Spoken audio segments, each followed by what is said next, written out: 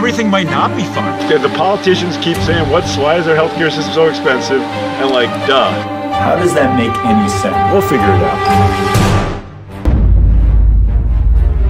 This is the thing, I'm just getting totally unhinged now, and I don't know what to do. Hey, so we're on the South River, and I just wanted to follow up on what we talked about last time, which is the insanity of our payment system and all the tests that are done. So we talked about all these procedures that are done that people are getting paid a lot of money for, and it should be no surprise that the biggest cost for Medicare is cardiology.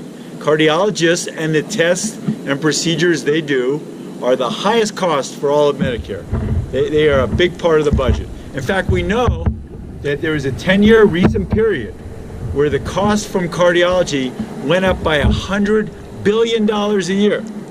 A lot of that going into the pocket of cardiologists, makers of devices, makers of machines, $100 billion a year without any improvement of cardiac outcome.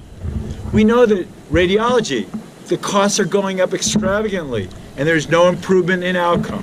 Radiologists make a ton of money and all they do is read x-rays. Really, a person without medical school could be taught this skill, but they're making a ton more than doctors who see and take care of complicated patients. That's the way our system is. Primary care has only 2% of the whole Medicare budget. There was a recent report that came out that talked about this. 2%, and Medicare intends to do nothing to improve that. Because the Radiology Association and the American College of Cardiology are powerful lobby groups. If God forbid they cut the amount of money that a doctor gets for reading an MRI or for doing a stress test or putting in an unnecessary stent, if the doctors get paid less, their groups will go crazy and claim that the insurance companies get in the way between the doctor and the patient. You know, this is the line they use. So these guys are sitting pretty. Nothing's going to change their extravagant relationship with Medicare and the insurance industry.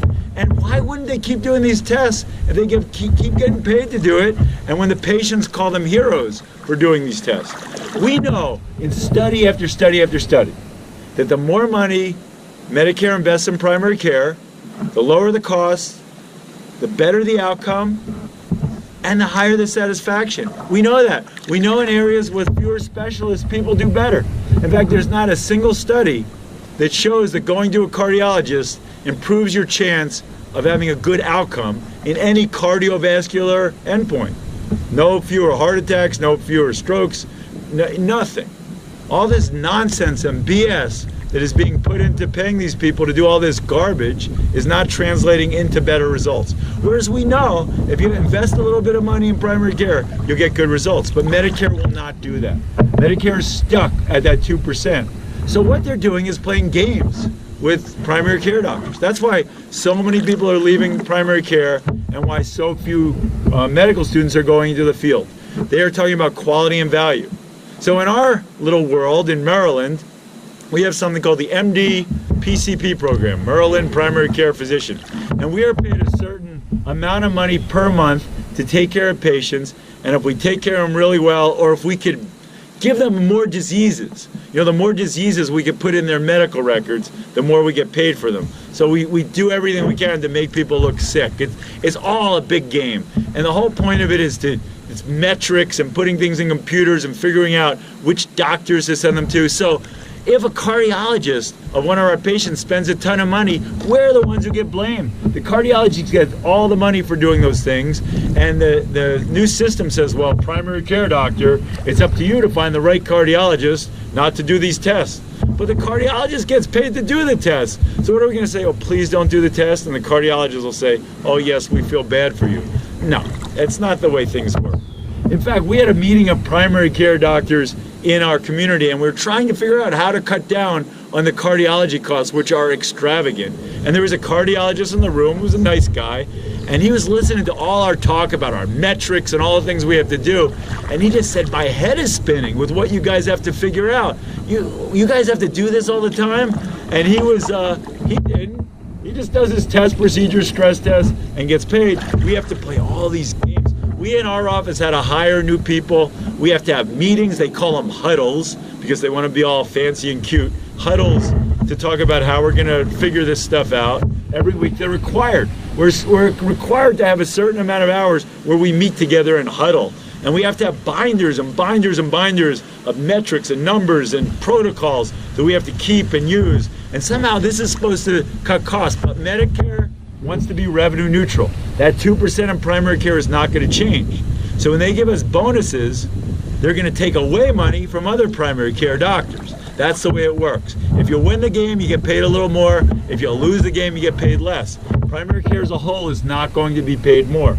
So one of the big ways that patients get into this MD PCP is by us doing what's called a wellness visit. We have to do it once a year. It's done in the same month every year. If we don't do it, the fear is someone else could do it. So we learned recently that these doc-in-the-boxes, these urgent care centers, they have a system where they can find out when someone comes in with a cold if they've had a wellness visit in the last year. And if they haven't, they do the wellness visit. So therefore, any bonus money that occurs over the course of the year, even though we primary care doctors are doing all the work, they will get the bonus money. Specialists are doing this. People who do these lifeline screening tests where they check your arteries, they're doing it. They're all playing the game and they're figuring it out. And not only that, we have 1,800 people in our Medicare panel in our practice, and guess what? 600 of them were assigned to us. And of those 600, some of them died a year ago. Some of them have left our practice or moved. The other 1,200 that we take care of, that we've done wellness visits on, Medicare just hasn't figured out how to assign them to us. They're assigned to other people or not assigned at all. So they're allowed to make those kind of gross mistakes. But we as primary care doctors have to jump through these hoops and follow the rules and play games so they can pretend they have a system that works. It's amazing. And they're going to be cutting the salaries of primary care doctors next year, and a lot of our salary is going to be based on this bonus number. So if they don't get the amount of patients right, then we're not going to get the money. Or if doc-in-the-boxes steal our wellness visits, we're not going to get the money. And if this cardiologists do all these stress tests and stents, then we're responsible for it. That's the amazing insanity of our system. It's like I'm living in the Twilight Zone when I hear this. I mean, the answer is simple. Invest more in primary care. Allow us to take care of our patients, not play games. That's what you do. Give us a concierge model where we can take care of a small number of patients really well, and you'll see results. You'll see people going into primary care. Cut back the amount you pay for a cardiologist to put in a useless stent or to do a useless stress test. Cut back the amount you give a radiologist to read a CAT scan or MRI. Cut those things back. Sure, let the cardiologist do a stent, but they'll get paid $150 or $200 to do the stent. Same amount they would be paid to talk about their patient, how to do lifestyle changes to avoid the stent in the first place. I think, frankly, you should pay someone to clean out someone's ear more than you should pay someone to put in a stent, because at least when you clean out someone's ear, they have good results from it. The stent, they end up worse. So this is our insane system. When you hear things like quality and value, this is what you're talking about. It means we have to play games. It's games and fun and good and more typing in the computer while the specialists continue to bask in the profits of our current healthcare system. We are the highest spending healthcare system in the world by far, and we have the worst results of any industrialized country. And we are not willing to change that. We still will not invest in primary care at all. And we still continue to pay people to do useless stuff. So this is where things have to change.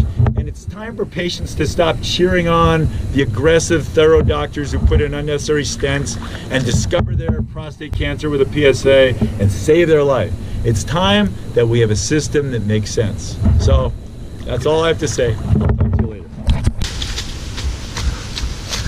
Hey, so if you're equally annoyed by our dysfunctional healthcare system and all the garbage you're being fed, then give me an email, log on to my website, which is listed down here.